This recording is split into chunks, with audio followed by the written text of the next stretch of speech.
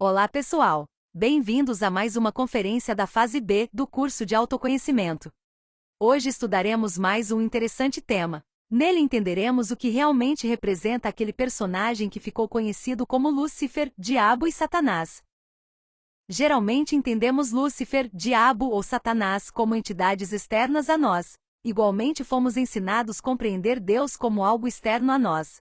Com este tema entenderemos que assim como Deus é o nosso próprio ser interior, a luz dentro de nós, nosso mestre e guia interior, Lúcifer, é também um aspecto da nossa própria psicologia. Ele é o nosso tentador e, portanto, nosso treinador psicológico, a quem devemos vencer constantemente em todas as suas tentações. Quando o derrotamos, desenvolvemos forças, amor, virtudes, poderes e faculdades, que de outra forma não poderíamos desenvolver. Veremos que ele se desdobra em outros dois aspectos que também devemos compreender e superar, para progredir no caminho de autorrealização íntima do ser. Estes são o Diabo e Satanás. Muito se tem falado sobre o Diabo. Muito se escreveu sobre este assunto. Poucos realmente o explicaram. A origem deste mito deve ser procurada nas criptas iniciáticas do passado e nas cavernas arcaicas. Ao longo das conferências vimos quantas alegorias ou personagens encontrados nos livros sagrados realmente passam a representar aspectos internos, que não podem ser compreendidos quando tomamos os textos sagrados à letra morta. Vimos quantos desses personagens realmente simbolizam aspectos do nosso próprio ser, e é consistente ao estudar os diferentes textos sagrados que existiram em diferentes culturas e épocas, desde os sumérios, babilônicos, egípcios, gregos, muçulmanos, judaico-cristãos, etc. Vemos que basicamente os mesmos princípios e as mesmas forças são encontrados nas diferentes culturas e religiões, embora os nomes dos personagens variem. Essa tríade conhecida como Pai, Filho e Espírito Santo no cristianismo, é conhecida como Osíris, Horus e Ísis nos mistérios egípcios e como Brahma, Vishnu e Shiva para os Hindustani. Vemos como a força crística que está latente em todos nós, é representada nas diferentes culturas com o nome dos grandes mestres que naquelas culturas a encarnaram, e vieram ensinar o caminho da cristificação. O próprio Horus no Egito, Krishna na Índia, Hermes Trismegisto na Grécia, Buda no Nepal, Jesus em Israel, Quetzalcoatl no México, etc. Vemos também como personagens icônicos como Adão e Eva, na verdade simbolizavam um aspecto transcendental que foi vivenciado durante a terceira raça que habitou o planeta Terra, quando os seres humanos transformaram-se de andrógenos para seres com os sexos divididos em masculino e feminino. A divisão em sexos com polaridades opostas gerou uma terceira força, que é a atração ou desejo sexual. E é nessa terceira força que fomos encontrar aquele fruto proibido, acompanhado daquela serpente tentadora, que tentava as pessoas a comerem o fruto, ou seja, a chegarem à fornicação. E a partir daí, criou-se a legião de eus psicológicos que temos atualmente, que é a matéria-prima para sair do estado degenerado em que nos encontramos e extrair sabedoria. Em todo este simbolismo da serpente, da tentação, da queda do homem, etc., é onde encontramos a origem do que atualmente conhecemos como Lúcifer, Diabo e Satanás, e que hoje vamos procurar esclarecer um pouco. Conhecemos Lúcifer como trevas, o oposto da luz, e sendo Deus a luz, conhecemos Lúcifer como o oposto de Deus. É interessante analisar esta dualidade e entender como na sua origem ambas fazem parte de uma mesma coisa. Luz e sombra são uma antítese harmoniosa, cuja finalidade ou síntese é a sabedoria. Devemos começar analisando que a razão pela qual nós, centelhas de luz, fomos lançados do absoluto e enviados para esta manifestação cósmica, foi para que adquiríssemos sabedoria. Uma centelha no absoluto sem qualquer conhecimento do bem e do mal, é uma centelha inocente, incapaz de compreender plenamente a magnificência do seu ser. Nosso principal problema era a inocência como falta de sabedoria, como falta de experimentação direta. Tal sabedoria só se obtém experimentando os contrastes. Quem só comeu doces na vida jamais poderia reconhecer que o que come é algo doce, se nunca experimentou o que é amargo. Ninguém poderia reconhecer que o que está vivenciando é o mais alto nível de felicidade e realização, se nunca tivesse experimentado a dor e a degeneração. Não seria capaz de compreender o que significa ser completo, ser uma unidade múltipla perfeita, se não tivesse sido previamente subdividido numa legião, numa unidade múltipla imperfeita. Por isso chegamos a esta manifestação cósmica, para isso se desdobrou o nosso ser, que é a luz. E o reflexo desse logos íntimo, que é em nós o que é real, inefável, foi a sombra particular dele, existindo dentro de nós, aqui e agora. Deve-se notar que Lúcifer é uma parte do nosso ser, é o reflexo, ou sombra, do nosso próprio ser, e reside dentro de nós. Esta sombra ou reflexo logóico vem cumprir uma função nas profundezas da nossa própria consciência, e nos levará a vivenciar tudo o que é oposto à luz, que é a ignorância. E isto porque Lúcifer em nós é o desejo, e sendo o desejo, é o eu psicológico em cada um de nós. Portanto, a primeira função de Lúcifer foi levar-nos a cair em tentação. Encontramos Lúcifer, em seu aspecto de diabo, na serpente tentadora do Éden. E isso aconteceu para nos levar, através do desejo, a experimentar aquele caminho de ignorância conhecido como bem e mal. A árvore do bem e do mal é o ego. Cada uma dessas centelhas de luz que constituem 97% da nossa essência, ficou presa em cada um dos defeitos psicológicos que criamos através da fornicação. Esses defeitos são os satãs que agora carregamos dentro de nós, pois o Lúcifer inevitavelmente se desdobra no aspecto fatal da multiplicidade egóica, para que a luz fique presa no desejo. Além disso, Lúcifer cuidou para que o fogo, que é a nossa energia sexual do Espírito Santo, caísse e permanecesse invertida. Esse fogo invertido é o diabo em nós, a serpente invertida que é o órgão kundartiguador. Mas acontece que assim como Lúcifer serviu de escada para descermos, também é escada para subirmos, já que a outra função de Lúcifer é ser nosso tentador, ou treinador psicológico. Assim, uma vez que recebemos este conhecimento, os 3 fatores para a revolução da consciência, podemos começar a negar os nossos desejos, o que significa derrotar Lúcifer, eliminar nosso ego, que é derrotar nosso Satã, e transmutar nossa energia sexual, que é derrotar nosso diabo interior. Então, quando já temos este conhecimento, Lúcifer assume seu papel de treinador psicológico, para nos colocar constantemente provas que, vencendo-as, nos permitirão avançar no caminho interior, pois só sendo submetidos a testes rigorosos, teríamos o ginásio psicológico ideal para desenvolver em nós mesmos as virtudes da consciência. No ginásio psicológico da existência humana é sempre necessário um treinador, com a finalidade de produzir poderes, faculdades, extraordinárias virtudes, etc. De que maneira as virtudes poderiam brotar em nós, se não houvesse a tentação? Durante o dia temos milhares de desejos, milhares de tentações, e latente em cada um desses desejos está a nossa possibilidade de ser, e a nossa possibilidade de seguir em frente, resgatando a consciência presa no desejo. Sentimos vontade de atacar ou usar violência contra alguém, uma criança por exemplo. A criança fez o que não queríamos, e temos vontade de agredi-la verbal ou fisicamente. Aí está o ginásio perfeito para resgatar a paciência e a gentileza se negarmos a satisfazer tal desejo. Então vemos que somente através da luta, do contraste, da tentação e da rigorosa disciplina esotérica, podem brotar em nós as flores das virtudes. Aí estamos entendendo que a função de Lúcifer é totalmente necessária e essencial, para que cada um de nós possa resgatar a sabedoria que nosso ser nos enviou buscar na roda do Sansara. Lúcifer nunca nos dá uma tentação que não possamos superar, porque ele é a própria justiça. Então é aí que devemos nos perguntar, onde está o mal de Lúcifer? Sem tentação não haverá virtude. Quanto mais fortes forem as tentações, maiores serão as virtudes, se formos vitoriosos. A tentação é fogo, o triunfo sobre a tentação é luz. O importante é não cair em tentação.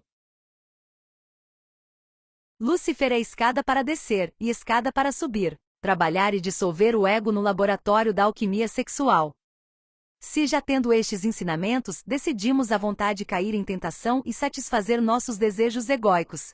Se já conhecendo o poder da energia sexual, decidimos não negarmos o desejo e continuar experimentando o prazer da fornicação, então acabaremos descendo a níveis terríveis, desenvolvendo terrivelmente o órgão kundartiguador, tornando-nos demônios, magos negros, entidades negativas despertas no mal.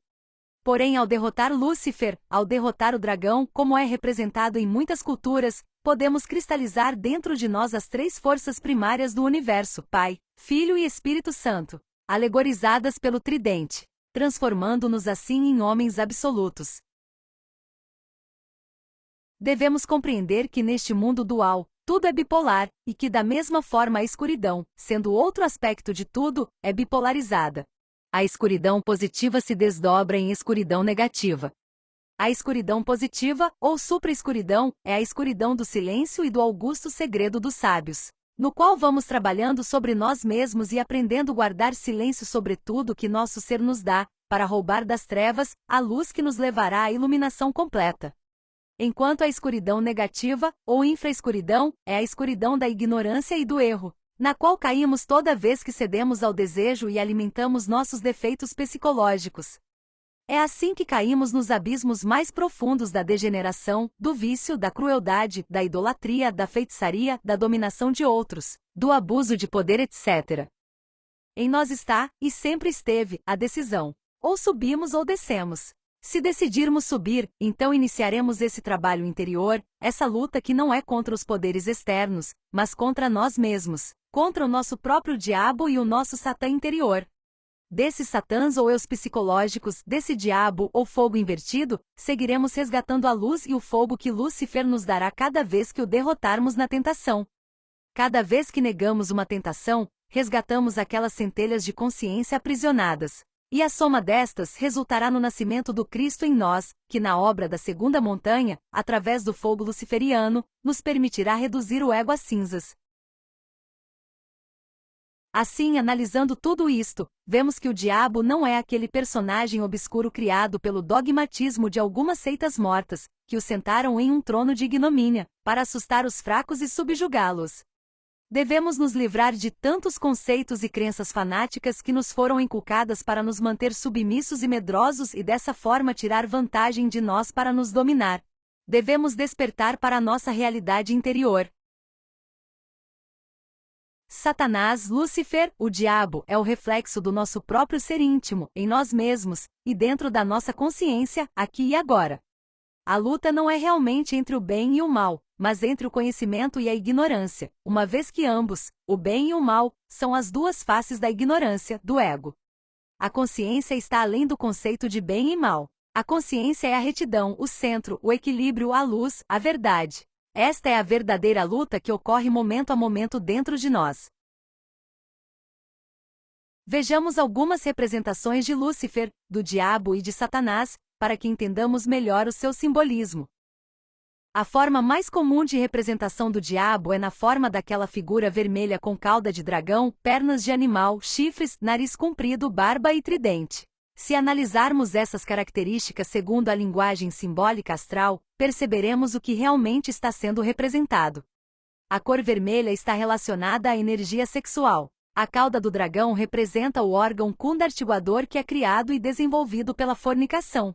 As pernas de animal são resultado da perda do nosso estado humano e da queda à condição de animais racionais em que nos encontramos devido à fornicação. Os chifres representam a sabedoria do mal. O nariz comprido representa a luxúria. A barba representa o poder na palavra que o ego adquire ao se alimentar da nossa energia. E o tridente apontando para baixo representa a trindade invertida. Satanás nada mais é do que a nossa multiplicidade egóica. Ele é a nossa legião interior, cada um dos nossos eus ou formas negativas de ser, que internamente tem aparências horríveis e verdadeiramente demoníacas. E da mesma forma, internamente nos dão uma aparência horrível. Se quisermos saber como realmente estamos agora internamente, perguntemos ao nosso ser interior diante de um espelho no mundo astral, para que possamos nos ver como realmente somos. Veremos que não importa quão virtuosos ou bons pensemos que sejamos, a realidade é que enquanto tivermos todo o ego vivo dentro de nós, nossa aparência interna será horrível.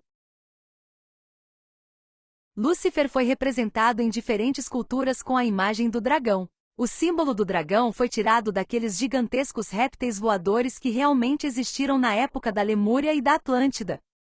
No Egito, o sol do meio-dia, o sagrado sol absoluto, sempre foi simbolizado por Osíris, enquanto sua sombra, seu reflexo, seu Lúcifer, é alegorizado por Tifão.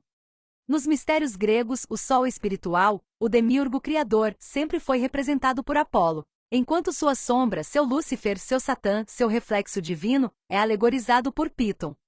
No Apocalipse de São João, o resplandecente Cristo Sol é sempre simbolizado por Miguel, a divindade guerreira, enquanto sua sombra cósmica é personificada pelo dragão vermelho.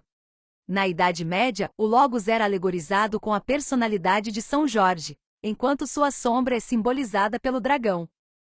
Vencer o dragão, matar o dragão, é urgente quando se quer ser engolido pela serpente, quando se deseja tornar-se uma serpente. Isto significa sair triunfante em todas as tentações postas pelo dragão, eliminando o ego, todos os agregados psíquicos que o compõem, reduzindo todas as memórias do desejo à poeira cósmica, etc. Assim, todo verdadeiro autorrealizado torna-se um verdadeiro dragão de sabedoria. Na mitologia grega, Lúcifer também era representado como Prometeu, aquele titã amigo dos mortais, homenageado principalmente por roubar o fogo dos deuses e entregá-lo aos homens e, portanto, ser condenado a ser acorrentado à rocha. Neste simbolismo vemos como Lúcifer, sendo o fiel da balança, o doador da luz e do fogo, se desdobra no aspecto fatal da multiplicidade egóica, acorrentando-se à rocha dura que representa o sexo, sacrificando-se por nós, sujeito a todas as torturas, para dar a cada um de nós o ginásio, as situações necessárias, para que possamos tirar sabedoria desta roda e nos elevarmos como Cristos ou mestres. Sabemos que existem duas árvores. A árvore da vida, que é a árvore da criação dos corpos existenciais do ser, e a árvore da sabedoria do bem e do mal, que é o conhecimento do ego. Ambos têm raízes comuns, e essa raiz é o sexo. É por isso que Prometeu está amarrado à rocha, o sexo, porque Prometeu Lúcifer é o encarregado de nos educar no sexo. Ele deverá nos submeter a um rigoroso treinamento através das mais severas tentações, pois devemos levar o suprassexo a níveis muito elevados de purificação para o trabalho da segunda montanha. E se no sexo saímos vitoriosos, a desintegração do ego inevitavelmente acontecerá. Lúcifer deve nos fortalecer, deve levar-nos a alcançar níveis muito elevados de controle sobre o aparelho sexual e de profunda castidade. Ele deve nos educar no ginásio sexual, ele deve nos tornar atletas de magia sexual. Na mitologia grega é Hércules, quem representa o Cristo que liberta Prometeu daquela rocha, simbolizando isto, que é o Cristo quem derrota definitivamente o dragão eliminando todos os defeitos psicológicos, inclusive os eus causa. Já Lúcifer, como treinador psicológico, não tendo mais como tentá-lo, conclui seu trabalho, fundindo-se com o Cristo e com o Espírito Santo, formando a U de Deus Mãe. A serpente engole seu próprio rabo para então poder retornar a essa dualidade primária, mas agora como uma dualidade perfeita, e retornar à unidade quando a águia engolir a serpente, tornando-se uma serpente emplumada, um homem absoluto. Então vemos como escamoso o Lúcifer, a sombra do Eterno, o reflexo íntimo do nosso verdadeiro ser divino, retornará a ele, se fundirá com ele, brilhará em ele, porque no fundo ele é ele. Concluímos aqui as explicações deste tema. São aspectos que exigem muita reflexão para serem compreendidos, e muitas vezes se chocam com conceitos que já temos. Lembramos que sempre estaremos dispostos para esclarecer quaisquer dúvidas que possam surgir. O próximo tema será o 20º da fase B, onde falaremos sobre a intuição e como desenvolvê-la, pois é o sentido que nos permitirá perceber e compreender as mensagens do nosso próprio ser interior. Muito obrigado por assistir e compartilhar. Até a próxima!